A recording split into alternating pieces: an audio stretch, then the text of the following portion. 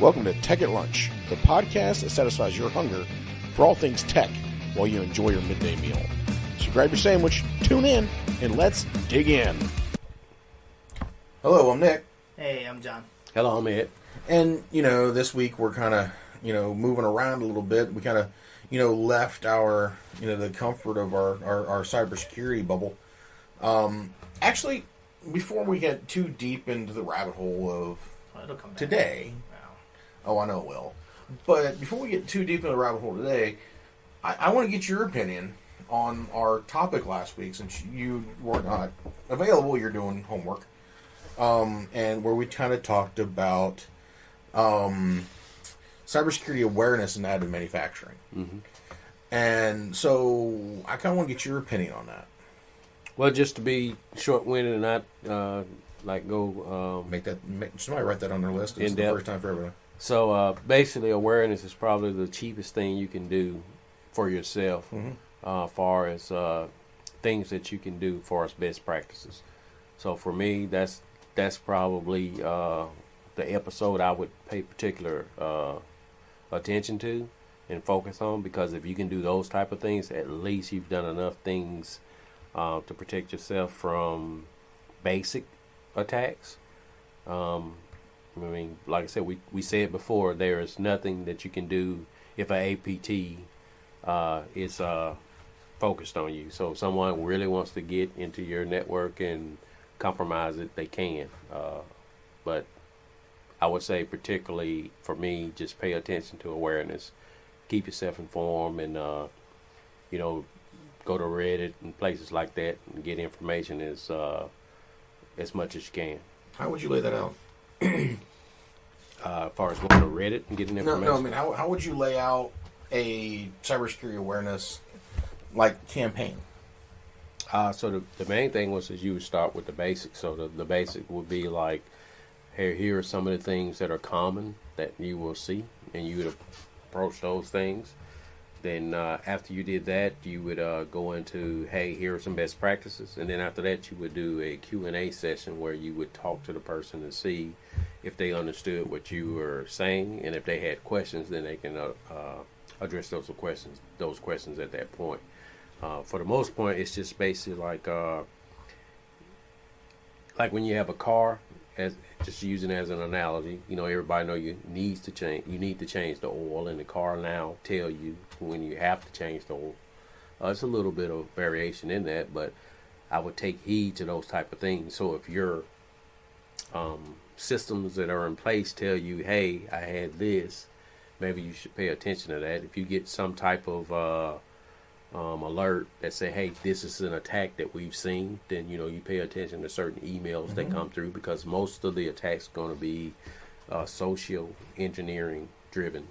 So those were the things I do. Like I said, I would just start with those things. I wouldn't make it complicated. I mean, you if you overcomplicate it, then everything is important. Then that defeats the purpose of being security awareness. Yeah. But all right, I can't do your work because you're just too aware. Yeah. You're too high strung. But okay, so we've kind of did that, a little bit of backtrack, and as not here 1 week, we try to bring it back on the topic from the week before.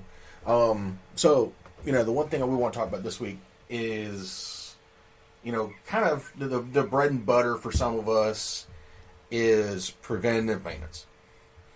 All right, so we're going to start a preventative maintenance, kind of like a series here, where we're going to kind of go in depth a little bit on your hardware, your hardware preventative maintenance. You start getting into our software preventative maintenance. So the software machines, making sure they're updated and whatnot. And then we're going to go into how to develop your PM checklist. Kind of what, we kind of think that you need to lay out there. So, but for this episode, we're going to talk about the hardware side of the house. Now, when I say hardware, we're talking about, your linear rails, your nozzles, your beds, everything that deals with the device. That also will include your electrical connections and your drives and servos and stuff like that. Anything that's not software related is considered a hardware piece. Even though it's electrical, it's still considered hardware. Just how it goes. And, we kind of will talk on kind of like a checklist level and stuff like that of kind of what we do first and stuff like that and how we troubleshoot certain things. But the one thing that I'll say now is, we may jump into other topics a little bit just because they pertain to what it is. And also, every printer and situation is different. We're looking at it as a high-level additive manufacturing side and even possibly a regular manufacturing side for the guys who don't really do additive. So, that's just, my thing. And, my little spiel on this is, keep your ears open and let's have some fun with it. All right, so what do you guys think? So, if we're focused on hardware, hardware don't work, software won't work. Yeah, that's true. It's the same, it's the same thing as, you don't have two magnets, you can't, can't connect them together. There's fundamental elementary steps that have to happen for your process to work. So when you're thinking about preventive maintenance, these key points are your focus areas, like joint that moves 10,000 times a day in the same way back and forth. It's probably rubbing something there's probably a wear point at some point that you need to keep an eye out for, or that arm's going to snap off and hit you in the head. So at a certain point, it's preventive maintenance, and if you're in industrial situations, preventive maintenance to keep your uptime constant, to avoid maximum downtime. Yeah, if you have to do preventive maintenance, you have to bring certain things down for safety reasons, but you kind of pay the hour or two of replacing a robot or let's say a weld head, and the time that it's going to be up from you starting back is just going to be priceless. It's going to make back how much time you lost. Right. So at the end of the day, I mean, you could break it down into mini systems. Additive manufacturing is a good one. If you look at 3D printing, if you're not what you think about your spool, preventive maintenance is even making sure that you have a spool running to your printer, so that the hot end isn't heating and doesn't have a medium to dissipate the heat to. The heat sink can only do but so much. Right. It'll still heat up. It just delays and tries to cool. So it's things like that. Even something as small as just it doesn't have to be connected to your chip or a sensor or anything. Because what do we do most of the time in our daily lives? Reactive maintenance. My garage door broke, so I guess I can't open and close it now. I'm going to have to use the side door. Your reactive maintenance is that door is going to be down until you get your replacement part or fix it or pay someone else to fix it. We don't want to do that. And in a lot of cases we are at preventative maintenance stages, but the first thing I think of is what is visibly worn. And that's where I would go from, assessing and taking a peek at. So, I don't know, as far as hardware based, in any preventive maintenance, what are the first things that you're looking for, Ed? So we'll just stick with additive manufacturing. Basically, there are four areas of maintenance when we're looking at upkeep of equipment. So you're looking at corrective, you're looking at preventive, risk-based, and condition monitoring. So with corrective maintenance, those are things that you're going to recommend that you do maintenance on. Preventive is going to be things that you're going to try to repair before they happen. Risk-based is you're going to make some assessments from the data you have from your system that these are things that are likely to fail. And then condition basis, we're going to look at the data, and the data is going to tell us something that is highly likely to have a failure. With those four things, and if you follow that approach, those four things will give you a structure. You can build on that, but those four things will kind of point you in the right direction. No, you make sense because the thought process is there. Honestly, if all those things is trying to keep uptime as well. And the thing is with all that, you can always build a KPI off of it. You know, how much am I doing of each one of my maintenance tiers I'm running through? How much time am I spending each week? Because honestly, the least tier I want to be in is my corrective. I don't want to be saying that tier way too much. Well, so that makes. So I want to be in my preventative 99.9% of my time. I want to be hanging out in my preventative or just monitoring. No, that leads me to my question though. Corrective. So when you're saying corrective is the system goes down, you said, or is it you're just trying to? Corrective are the things that you do daily. Okay. So corrective are things that, hey, this is. We need to grease this. Okay. Yeah, that's corrective. So preventive is okay. Now I know that this is something that is likely to happen, so I'm going to be active and prevent that from happening. Okay. All right. Then your next step, so like prevent a failure as opposed to correct, right. Like something that's slightly off. Right. Risk based is saying, okay, what is the likelihood of this happening? Okay. Then I'm going to verify my risk base based off of my condition monitor.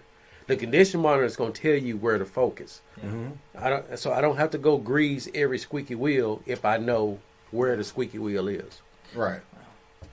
You know, and for me, it's true. Like, you know, we start talking about, you know, especially at the corrective side of the house. And, you know, we'll probably roll a lot of that into here. Because, you know, for me, you know, coming from the military background, PM is whatever we do before we take a vehicle out. Or before we use a piece of equipment that day.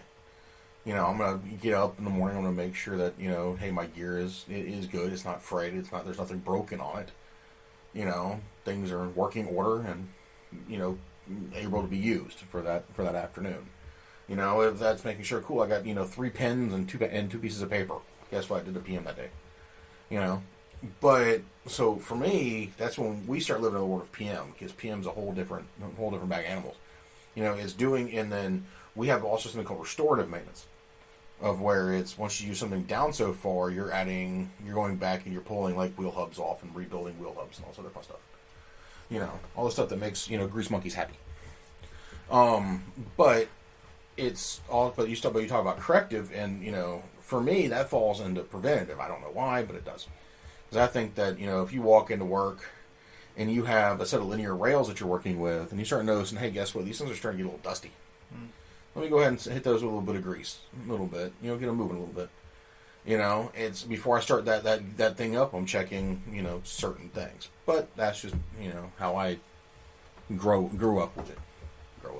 Well, that makes sense. I mean, with everything that I like, with a lot of jobs, with a lot of you know, responsibilities, you have a set checklist. I mean, you break it down. Everybody's got a routine at the beginning of the day to go through some things, or to go through your day. Like, what do I need to do to make sure that I'm successful today, right? But I mean, it really gets so vastly important once you get into an industrial level. Oh yeah. Just because, like, at that point, like, you may not feel like it, but you're playing with people's lives, especially if you're playing, like, you're driving a forklift that, like, if let's say your brake line isn't fully pressurized or brakes, or let's say you're building, you know, vehicles and you're not adequately taking the time to pressurize your brake line, and you sell it to someone and they can't brake when they're driving, like, you're inevitably causing some crashes. So it's one of those things where it's and not only are you doing preventative maintenance to ensure your profitability of your company, your product is getting made more of,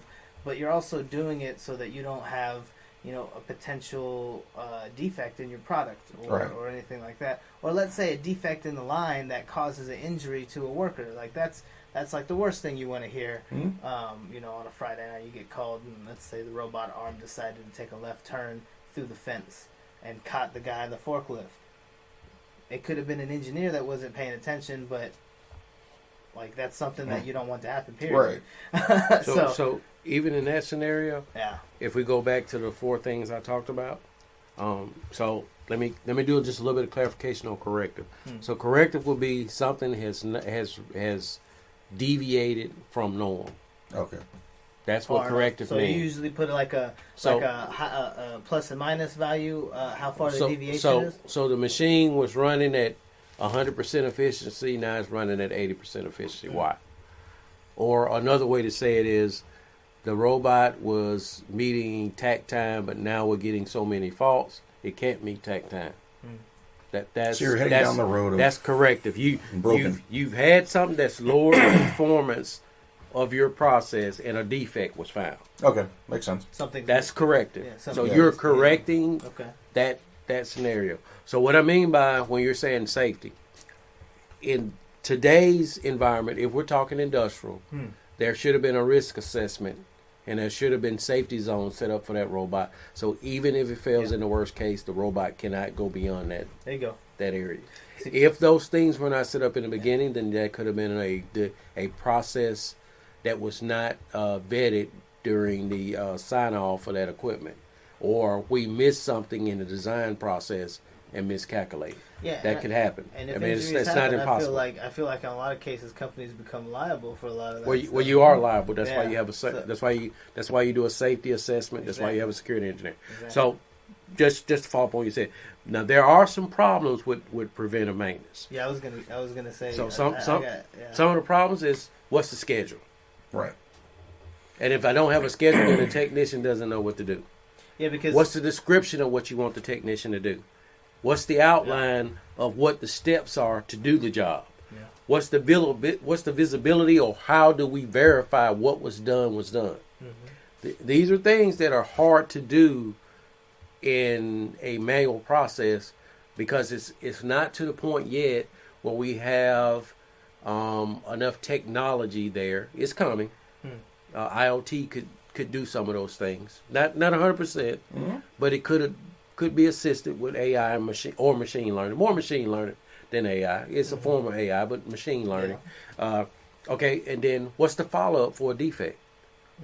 Do we say, hey, it's fixed one time and leave it? So do we fix and set, Has it or do happened we again? fix and monitor? And then the rest of it is where is the data being recorded and what is the history of that failure, which goes to our last step. And our last step, Learn like I from the said, mistakes. is condition based monitoring. Yeah.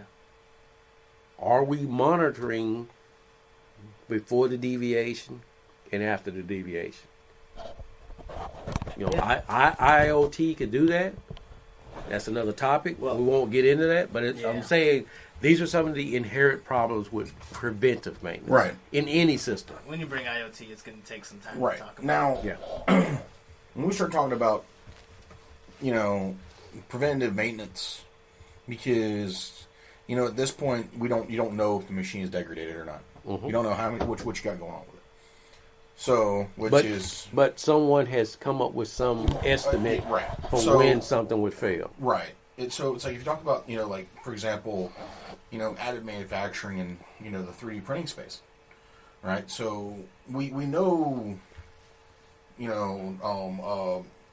hardware on the manufacturing side, just about as well as everybody does. When it comes out of body shops, I'm pretty sure we're very well rounded in this one by now.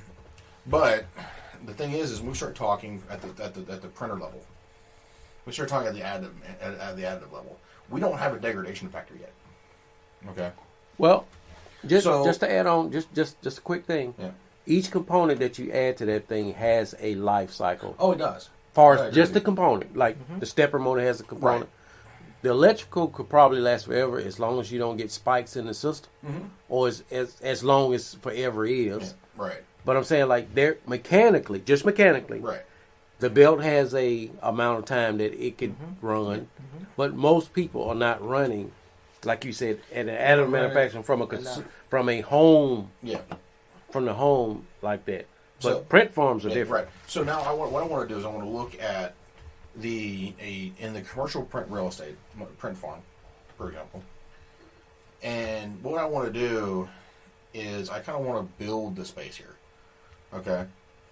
You have pretty much, like a Connex box size, maybe a little bit bigger, maybe 2 Connex boxes wide, so about 40 feet, right? Full of printers. Brand new printers, they were just out of the box, you just powered them on. Or you got ready to power them on, I should say. Now, let's look at that, and we make a preventative maintenance standpoint for this. The reason why I say print farm like that is because most of your higher end printers are going to already have a PM cycle that must be followed and what has to be followed already. Consumer grade, or I could say prosumer grade, I should say, printers don't have a cycle predefined. I mean, I think it depends on what your part is. If there's a company that's working on one piece of that printer that's like, hey, like for instance, or like Slice Engineering and Bondtech, how they're both working on that specific piece. Right. They probably can tell you how long that one piece will last. Right. But if you're making a whole all-in-one solution box, yeah, you're gonna need everything is gonna be on what Ed was saying, a different schedule. Okay, but so this is what I'm going to do. So this is how we're going to set that. I give you 40 feet. Yeah. 40 feet square, right? And we're going to fill it full of some Art Force. Okay. What does your preventative cycle look like? These are the first time they're out of the box. First time they're out of the box, they're just put on the racks, getting ready for use. What does your preventative cycle look like? How do you start building that cycle from outweigh in? Yeah. So where would you start? There should be. Oh well, go ahead. Well, that's what I want to get at. Is let's build that, because what I want to do, as we kind of see where this series is going to go, let's start with that farm and work our way in. Mm-hmm. So let's build the farm first, set the preventive maintenance schedules, work our way in, and go from there. Yeah, I mean the first thing I'm saying is there's a first time ready, like a first time use, first time out of the box, like checklist that you have to do. Period. Like you need to check your normal consumables. Like I talked about this earlier. There is mission critical items.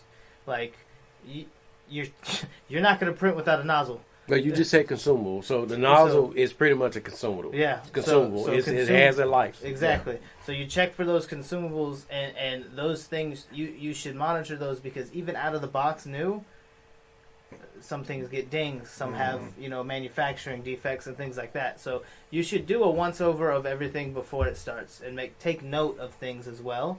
So that's one checklist. Yep. I would say. I agree with that. Let's say so all of the shelves are set up. Everything's there, wired in. So you're ready to roll. The only thing you're waiting on is to start the prints. But you need to make sure they're ready to go before we kick the print off. So there's also pieces that you need to look at as far as like. You think once you get to that level, you're thinking about electric. How much electricity am I using, and what happens if I lose power? So you think about situations like that. I would say you need USPSs for those. No, USP. That's right. You're right. Okay. Yeah. I said it so many times. My brain. You're right. Don't doubt yourself. You're right. Keep going. So no, you should have those there so they can so you can ensure that you're not losing a print due to a surge or anything like that. So first thing, you make sure it's functional. Second thing you're doing is making sure that you get the maximum lifetime out of these printers as well. So you think about the environment. Like what is the hardware going to have to deal with? So if you're in a like a Connex container, anything in that shape size, it's a closed room. You can control your atmosphere in there, control your humidity. You can, honestly, you probably get a lot more quality prints if you do that anyways. So I would make a preventative checklist for, you check your consumables to start, you check your power draw, and ensure everything's got a backup just in case. So you're checking for redundancy. And then after that, I would, do a test run. And then see what your test run gives you, because not everything's going to be identical. Mm-hmm. So you do a test run, you see what's sufficient, and then from there, then you can take a peek at your ones that didn't perform. Maybe the bed's not level, maybe the nozzle's not tight, so it leaked a little bit. So you do all these things, but you need to take note. And this is where I was actually going to get to what Ed was saying earlier, is like you can't get to those data points to get to the condition monitoring or higher without first kind of experiencing some of those things or guesstimating. There's somebody that made a guesstimation of how long that would last, and you could use that to start, but you're narrowing down to where the actual lifetime is. So get a checklist to make sure everything's in place, verify your power, verify your atmosphere, run a test, repeat. Now, and this is kind of where I'm going to play devil's advocate, but it's also a fun point, because I agree with everything you said. Yeah. So, what I would do, because the only thing I would add to your cycle, is I would possibly buy a separate printer and do a sacrificial lamb, Oh, God. And the reason why I say Yeah. that, why I say I mean, sacrificial that makes lamb, is I'm going to I'd run hate to see filament through it Yeah. and see how long the nozzles that I purchase are going to last before I put that new nozzle on any single machine I've got, because now I have a data point of how long that's going to last. That's good. So that includes just run through. That doesn't include like impacts or anything like that. That's true. Because that'll take some of the variable out of the way. Yeah. But that's my thing on like consumables and stuff like that. Is if you can't test them until they're at a failure point, then why use them? So I mean, it makes sense. You make the data point instead of going off of what the manufacturer says. Right. So that's good. So here's the point. Back to the PM part of it. So everything you guys are talking about is basically if I have a first part release, I want to verify repeatability. So that is what every good company does, is they have a department that has a lab that do those things. So absolutely, you should have a lab to test each filament, each type of print and the footprint for that print, so that time and all. That's just the business side. But if we get back to the preventive maintenance part of it, preventive maintenance is we should have a maintenance plan. Mm-hmm. And that maintenance plan consists of things that are mechanical, have a certain amount of time that if they run outside of the norm, no lubrication, misalignment, those type of things after a certain amount of time will cause a failure. So bearings, belts, for example, if the belts are not aligned right, then maybe I put too much stress on the stepper motor, and I run the risk of wearing the bearings out on the stepper motor. Now I don't have a repeatability. On the other hand, maybe I'm running at such a velocity with these bearings because this print it takes a certain velocity because I want to produce a certain amount per hour. Then that puts more wear on the bearing, more load. So you have to consider those things. Maybe we'll have. Maybe you from a business point, maybe I section it off to this is high velocity, this is normal production, this is low production. So high run, low run. High run, medium run, low run from a business point of view. But from a preventive maintenance point of view, when we're talking things that happen, most of the time it's mechanical. There can be electrical things if you do not have conditioning in place to make sure you take care of spikes, make sure that you don't have undervoltages,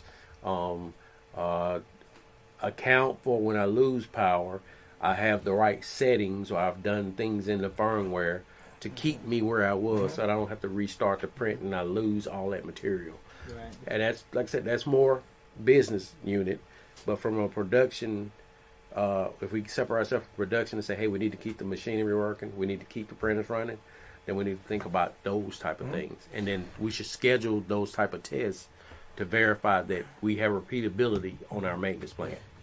I like you setting the plan, because at the end of the day you need to make you have to make the schedule. Oh yeah. And that's the thing is I do like the separation of let's say your factory into like 3 sections, because also that gives you the ability for you to say, okay, this section is getting worked on this weekend. There's a maintenance window, yeah. So you continue to rotate through. So let's just say phase 1, 2, 3, or sorry, section 1, 2, 3. And you got section 1 is your fast run or your high quantity usage, but those need the most preventative maintenance. So instead of just saying that these are going to be the only ones that are high quantity, you rotate. Now section 2 is high quantity, you're repairing section 1, and honestly you could probably even do it to where it continuously rotates, and then right after the high quantity hits the highest stress production time, it goes into maintenance, and then it goes into the lowest production and gears all the way up, and then it goes back in again. So you create this kind of like shift schedule almost. Yeah. That like now there's no downtime. Right. You are producing at that level constantly. Your car right now tells you, hey, change cabin filter. Yeah. Your car right now tells you change oil is due in certain time. Your car now tells you air pressure is low. Why? Yeah. because these are things that have happened in the past. Well, mine doesn't. Mine was part of a Ford out that Ford Well, continued. But I'm saying There are also recalls. in general, you do know when your meter for your gas, the amount of gas in your car reaches a certain amount, because there's an indication. Yeah, you can see the dummy light. All of these things happen because these are things that failed in the past. Mm-hmm. You have to leverage the things that happened in the past into your maintenance plan to make a preventive maintenance plan, because corrective is going to happen real time. Yeah. Preventive maintenance is what we do when we have downtime or access to the system. So these are some of the things we should keep in mind. Like the conditioning base is something that we should develop based on the first two. Right. And the thing is like, for me, I think like what you're saying, when you section off your printers, and the big thing is if you have printers that are doing, so you have a printer going on a 3-day bender, right? These printers are printing parts that take 3 days or 2 or 3 days to print, but they're printing high speed, type of print here. The first thing I'm going to do with those printers, I'm going to take them offline for a couple of days. Hey, come offline, let's go ahead and, figure this out and look at them. Because I want to go in there, I want to start checking my belts. I want to make sure that this thing printing for 3 days, one, didn't eat my nozzle alive. But by that time, I should already have a kind of a set point of how much filament did I run through versus should it still be alive in its own. So could that be like an analogy like rotating tires? Right. And it's rotating your printer, And, part of that is... going through and checking your belts, make sure your belts are aligned, make sure you have lubrication in some of your stuff. Because if it's running for that long period of time, you're going to get dust and dust particles. They're going to lay on top of ball screws and stuff like that that could jam you up. It may not be something that everybody sees and goes, "Oh, that's required." No, but making sure your belts aren't completely stretched to the moon. Well, it could be the difference between a step and a half step, and that's enough to ruin your print, to be honest with you. We're talking dimensional accuracy of 0.01 to 0.03 millimeters, cubic millimeters. That's crazy small. But I wholeheartedly agree. I think that there's also we talked about some things that would be negative as far as preventive maintenance. I think we really need to, in that sense, kind of lean into the AI and machine learning side, because at a certain point, the preventive maintenance as of now is, let's say I ran 15,000 vehicles with this one set of wheels on it, putting it on the whole time. Now this machine is broken and I've got to repair it, so we learn from that. So now every 15,000 sets of wheels we put on, we change it, right? So let me update. That tool is still good. Let me about 5 more thousand. That's ideal. So let me update you, and I want you to keep your thought. Yeah. Just stop right there for a second. Yeah. I'm going to update to you what real data is. Real data is I looked at a manufacturer's data sheet, and that's what I used. And that's the guideline in most maintenance plants. And most plants with maintenance, that's the first point. Yeah. The engineer, basically, that's what he's doing. He's taking what the manufacturer gave on whatever component. So to go back to, so it's even worse than what you're thinking. Yeah. So I'm agree. They're taking what the manufacturer said. Who also, if I'm making all your tools, and I'm like, man, they need one every 15,000 sets of tires they put on. You need to replace these every 13,000. Actually, I'm selling more of my sets now, and these parts are going with life left on them. So to me, if you're not utilizing IoT, you're shorting yourself. You're giving away a lot of your advantage in production, and then also on the other side of things, if you're not using sensors and IoT, you end up not getting to that. The closer you can get to that break point is the more you get out of life. Get out of that machine. And the thing is, it's like, but that's when we're talking about the lab. Yeah. For me, it would be, that's when I would do the sacrificial lamb, lab environment where I'm going to run that particular printer as hard as I can. Yeah.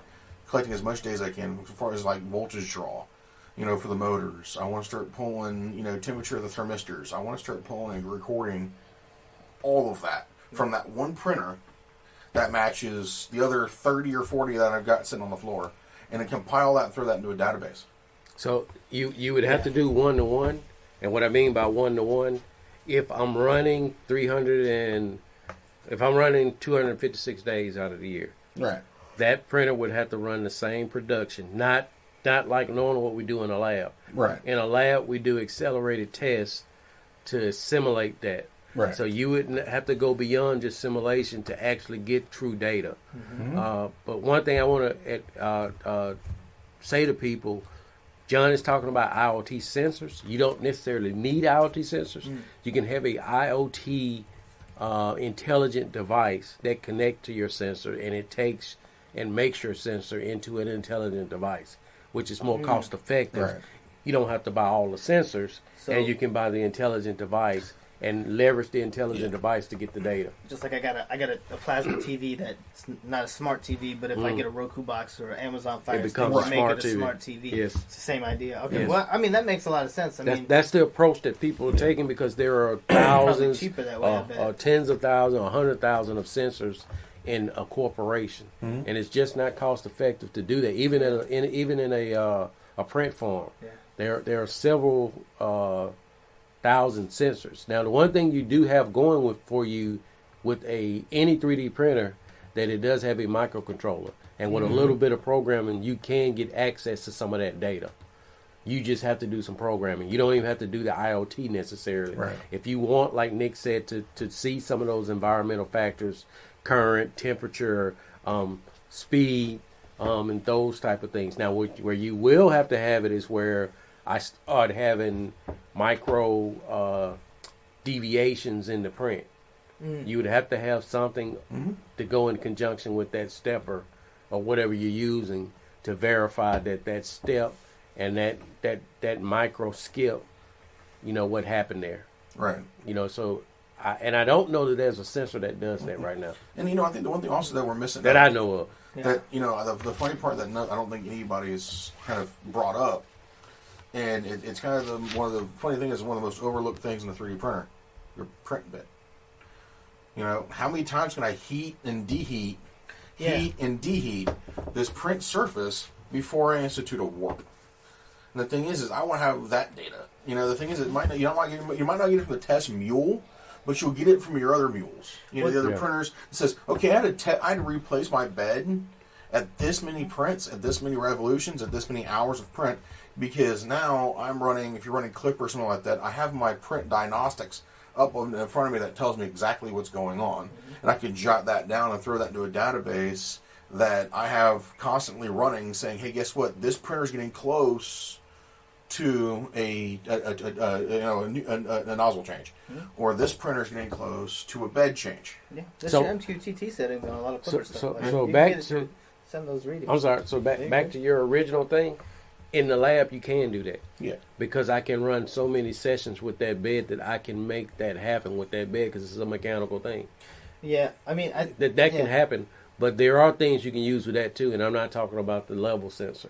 The level sensor can be incorporated, but you can incorporate a strain gauge, and the strain gauge can give you feedback for when that bed deviates from a certain amount. And I'm gonna let John get back to his point. I apologize, You're good. but that deviation will show up in It's very noticeable. small movements, Yeah. make small micro, give you microamps or microvolts that go to something that you can convert over into, hey, I've deviated this amount. I have this amount of twist. So there are things you can do Yeah. with the sensor that we use to test the level of the bed, and with something else to verify that we have some type of twist or torque. Right. That those things can be leveraged, like you said, through whatever firmware you're using. Makes sense. Yeah, I mean, at that point, you're getting so deep into it's the physics, or let's say the reactivity. It's what your substance is. It's like Right. how does under these certain temperatures does my PEI bed going to warp? I would say probably your heat block is probably going to be your first problem, or your nozzle. Yep. And once Because- again, because- the test. We're saying the test environment. We're saying the lab. Everything we're talking about is in the lab, not on the shop floor, or not in your farm, your print farm. Right. We're saying we're doing all of these tests in the lab Yeah. to get a window, Yeah. and then from the window we just monitor the window and the settings. So we're not using the same environmental sensors and tests that we're doing in the test environment. Right. Well, I was going to say you should. I mean, You can say, do you just go to failure?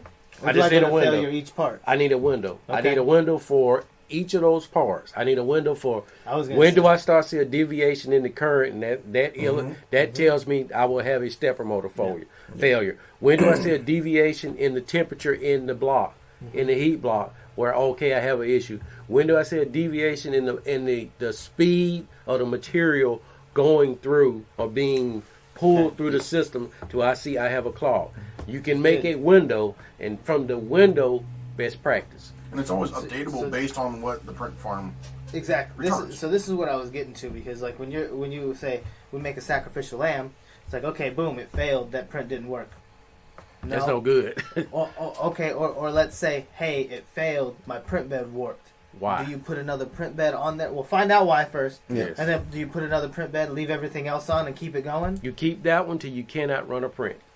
Well, the thing You is, keep running with the that warp machine. bed, too. You keep Exactly. running that machine until it fails to produce. And I think that's a great idea, because you end up printing in the situation of your bed is warped, and it's going to cause you to notice what a warped bed looks because like. I would rather, on the preventative side, would rather replace a part early than wait for it to break.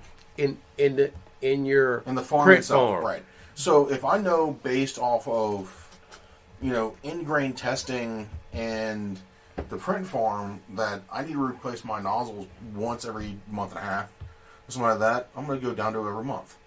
If I start knowing it's in volume upkick, okay, cool. I'm going to go every couple weeks. Try not to, but go. Or I'm going to invest in better nozzles. I'm not going to keep running copper and silver and stuff like that. I'll start running the palladium ones from Slice Engineering, or the diamond ones from a couple other guys. But at that you then you start working your way into how do I engineer the failures out of my system. But you'll never be able to do that completely. We know that. But You'll get close. What you can do is make a window that works for you. Exactly. If your windows I need to run for a There's month, a sweet spot. you develop the stuff to run for a month. It's not to get a if you're Tesla and you can 3D print nozzles, not yet. We'll see. But if you're Tesla and you 3D print rockets and you want to be like Tesla and 3D print nozzles, fine. I'm saying for you, your production window is a certain thing. Right. I want this amount of production before I change consumables. That's what you're shooting for. Mm-hmm. Nothing else. If you can make it better than that, then fine. Mm-hmm. But for production-wise, for bringing in capital into your organization or your small business or your commercial business or your large organization, the goal is I need a window. I verify that window in my lab. Yeah, I think the window of acceptable cost versus loss is kind of what you're saying. So, like, if I keep this running, like, at a certain point, you need to do an assessment of what it would cost for a critical failure, and understand that the cost that failure took to fix, and the time that failure took to fix Time is is money, money is time. lost producing. So if you know you're producing at that rate, and you could start to put a number to what your downtime is, and that'll make you move, I bet, real quick. Oh, yeah. And the thing is preventive maintenance is one of those things that should be, on the forefront of, most new shop design, new shop setups and stuff like that, I think. And, for us, we all come from a, IT maintenance standpoint background where we kind of understand what happens when things don't go the way they should. Sometimes it's drastic. Sometimes it's not as drastic. But the thing is some of us also wish we did more preventive maintenance than we did reactive maintenance. So, with that, I think we've got to a decent stopping point on the hardware, side of the house. And we'll continue probably talk about a little bit more hardware also in the next episode. We're going to be talking about the electrical side of the house. And also the IT side of the house for preventative maintenance. So you're talking about your softwares and stuff like that. So, from my side, we're approaching a little over 1,700 listeners now. All over the world. We did really well. Let's keep doing very well. We couldn't be there. We couldn't do that without y'all. we appreciate it. We really do. We hope to see y'all at some of the other conventions. We got South Tech coming up in October here. Up in Greenville, South Carolina. We also got a show in Anaheim, California next year with Rapid 2024, which we will be at. There's no ifs, ands, buts about that one. Definitely going to be there. But we hope to see some of y'all there. Maybe make that the Rocky Mountain Rep Rap or something like that. One of these years, go say hello. We couldn't do it without y'all. We appreciate y'all.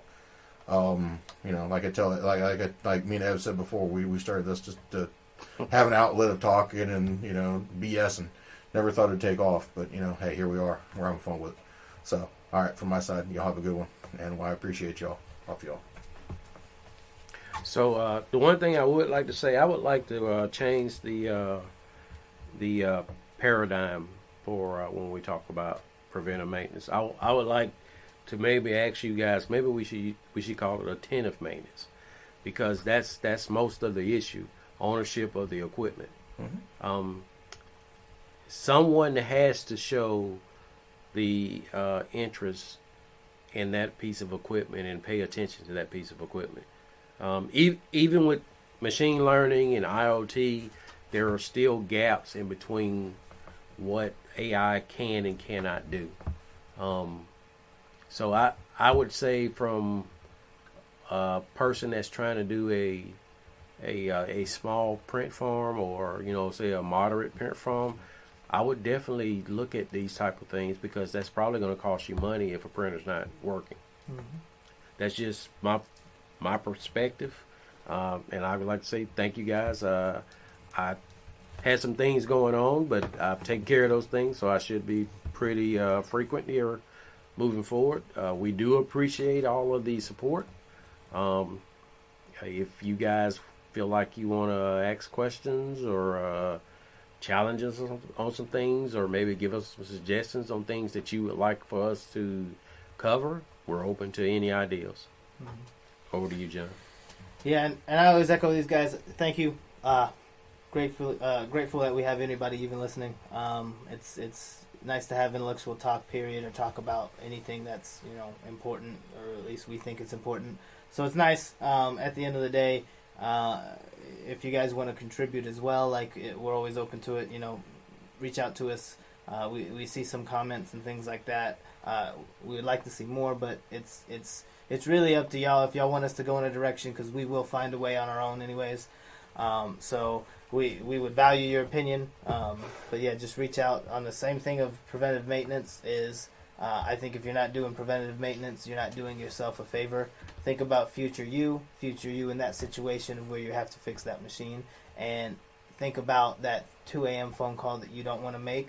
So you write those instructions so that they understand.